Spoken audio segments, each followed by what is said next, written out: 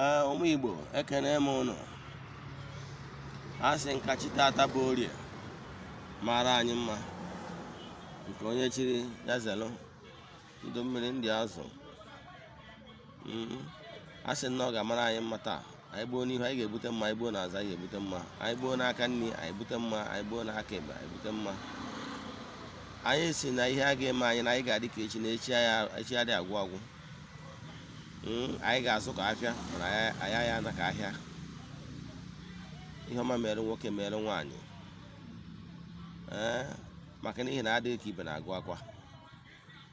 Asị na ọ ga-agaziri anyị ise. Ihe m chọrọ ikwu taa lọtakwa abụ m onye nke gị Ugochi tubelu na Oraifite. Anyị bụ ndị Nri, ndị Adamanri bi Oraifite. Ihe m bịara ka m kwuo tata bụ abụ m onye ozi mgbasa ozi ọdịnala. My mission is to restore the dignity of tradition, our Igbo ọdịnala, ihe eji mara ndị Igbo. Our mission is to help people live better life. Ihe nchọ ka nkọwa n'ụbọchị tata bụ maka ndị ichie na ọlụ ndị ichie. Ndị ichie bụ our ancestors. Among our ancestors ka esi wee nwee ndị ichie. Ndị ichie bụ ndị nọ na higher position, decision makers. Ndị ichie na chi anyị na-alụkọ ọrụ dịka nsikọwa bụ na nkụzi ndị m kụziri. Ekwu m na ndị chi mmadụ bụ onye ndị ụka kpọrọ guardian angel. Ọ bụ ya bụ the closest being nọ debere gị nso. Ya bụ nwa mgbaji ozi. Ọ bụ ya bụ onye ga-abụ isi ude gị, gịnị ya ga-adị na mma. Maka na ndị Igbo na-atụ ilu si na chi mmadụ dị n'izu nwere ihe na-eme onye anwa. Ọ chi ga-awụ onye ga-eburu ayịyọ ga bujerie ndị ichie.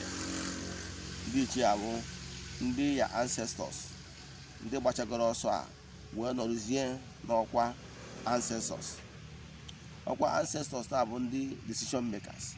Ọ ha bụ ndị ga na-asị na ihe ya etu a esi etu a mee, etu a esi nwee n'obodo.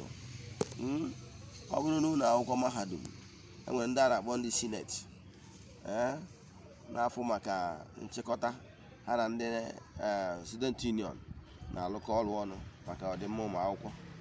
Etu a ka esi bịakwa n'obodo. Ọ bụrụ na gọọmenti enwere ndị House of Assembly ha na gọvanọ na-alụkọ ọrụ. Etu a ka ọ dịkwu na mmụọ. Ọdịnala Igbo, chi gị anwa bụ onye na-edu gị ije. Ọ chi gị anwa maara mkpa ya ga-eburu wee bujere ndị ichie wee sị ndị ichie ebe nne gị na ndị ichie ebe nna gị. Nekwa onye dị etu a, nekwa mkpa ya, nekwa etu o si eje, nekwa etu o si ana wee gborie mkpa ya. Mana ọ dị m mwute na ọtụtụ ndị mmadụ, maka n'ihi na ndị ụka ọbịa over 100 years wee na ọtụtụ ihe n'iyi. Ndị mmadụ amarozi na o nwere root. Believe in me, even the Jew till now, they don't joke with their ancestors. Onye kpatara na even na Bible ha sị na anyị ụmụ Abraham. Shadrach, Meshach and Abednego. A typical Jew man will never mention anything except his ancestors. They don't joke with them. Mana anyị nwabụ ndị ụka, ndị ọdịnala Igbo, ndị ụka ọbịa wee bịazie wee kọtọọ ndị nke anyị wee gwa anyị na ya mara eme. Ndị mmadụ wee gbakudo their ancestors azụ. Nke bụ eziokwu na ịgbakudo ya root na gị bịara n'ụwa amụọ na family amụrụ gị was never by mistake. There is karmic thread that attracted you to the family you were born. So it's never by mistake. Ihe niile ị ga-alụ n'ụwa na ihe ị ga-pass through n'ụwa all necessitated why you were born in your own family. So onwere onye ga-agbawa ihe ọbụla be successful without the backing of the land of his birth. On your son of the soil and a penagi.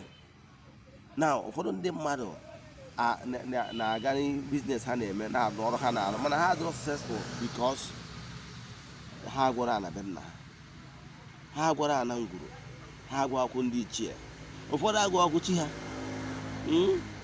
ka mma ofu atọ nwere ndị jewere mba obodo oyibo mana ha gwara dị chi ha ha ma ọrụ ka ha mma ha na chi ha esi wee rikọ ha gwara ọkwụ ndị ichie be nna ha na ndị ichie be nna ha na ezumezu mmụọ dị be nna ha nakwa ihe a na-achọ ije nke ebe ya na-achọ ije ndị Igbo na-atụkwa ndị inu si na nwatakịrị gwa mgbe okenye ebe ọ na-eje ọ gwaghị ihe ọ ya eru ma o kwuo ihe ọ ya ekwu ma o ruo ịbụrụ onye ọdịnala Igbo imebeghị ihe ndị a onye Igbo ihe ị ga-eme bụ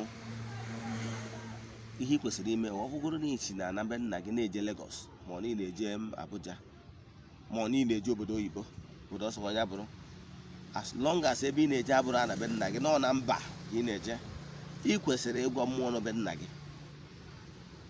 ọ mmụọ anọ be nna gị ga-communicate with mmụọ obodo ị na-eje ka na-arubere gị isi ịmakwa na obodo ọbụla ị na-eje nwere entities of powers that governs that particular town and city nọ ya ịmarọ atọrọ ngịnị ya manụ because ihe mmadụ amarọ karịrị ya obodo ọbụla any city nwere mmụọ na-agọvanị ya ngwuru ọbụla family ọbụla nwere entities of powers so ihe ị ga-eme nwanne nwoke nwanne nwaanyị ọ bụrụ na imebeghị ya imegharịa ya akpa na akpa na ọfọ n'ọnya ya ewetara gị agamnihu ihe ị ga-eme bụ chi bụ ụzọ ọ bụrụ na ị maghị onye bụ chi gị na ịkpọtụbere chi gị ihe ị ga-eme bụ kpọtuo chi gị ọ bụrụ na ị nọ ebe tere aka enwere ike ịkpọtụ chi gị n'anyanwụ maka na anyanwụ the radiation of powers that radiate all over the universe akpọtuo chi gị n'anyanwụ na amata onye bụ chi gị akpọtuo chi gị n'anyanwụ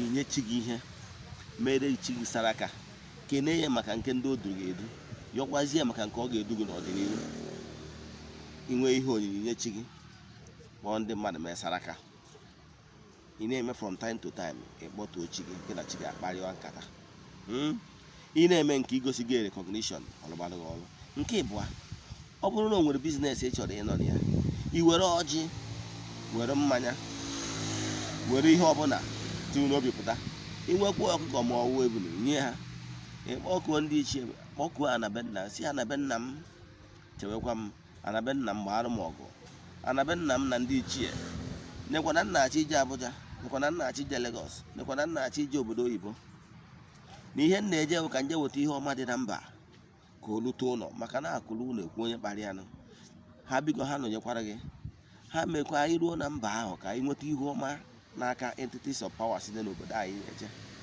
ha mekwa anyị ruo ebe ahụ ka nwoke na-afụ n'anya ka nwaanyị na-afụ gị n'anya ka ihe ọma anyị na-erubere gị isi ọha ka ị ga-agwa biko n'obodo ị na-eje mara na ịma ka esi akọnect entities of powers n'obodo ị na-eje ị can connect to entities of powers wee nwaka favor n'obodo ị na-eje ma gị na entities of powers be nna gị akpara akpa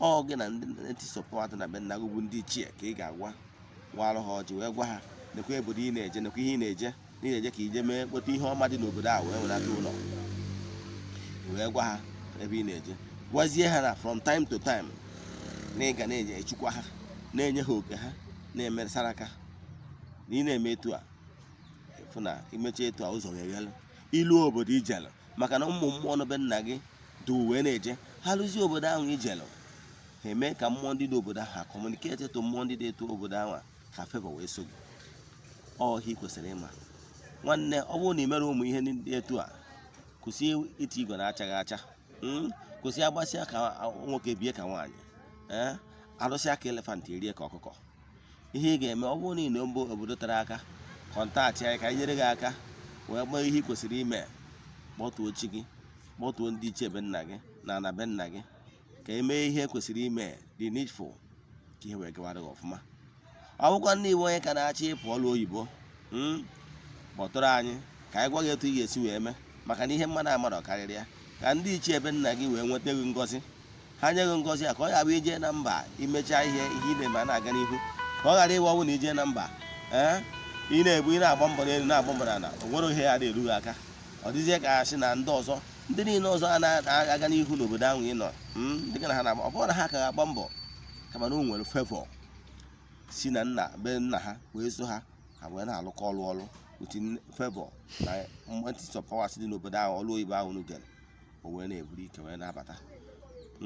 A sị ka ihe mamele anyị nekwa anya na vidiyo anyị ị ga-afụ WhatsApp nọmba anyị wee sendịara anyị meseji ka anyị na-akparị ụka. Nekwa anyị ị ga-afụ vidiyo anyị YouTube channel anyị, like it, share it among your friends and subscribe so that ka ị wee na-enweta daily teachings anyị na-eme maka ọdịnala. Ngwa anyị ji nwere ejuo anyị ga-enyere gị aka. A sị ka ihe ọma mere nwoke mere nwaanyị. Ya gazie n'ụwa.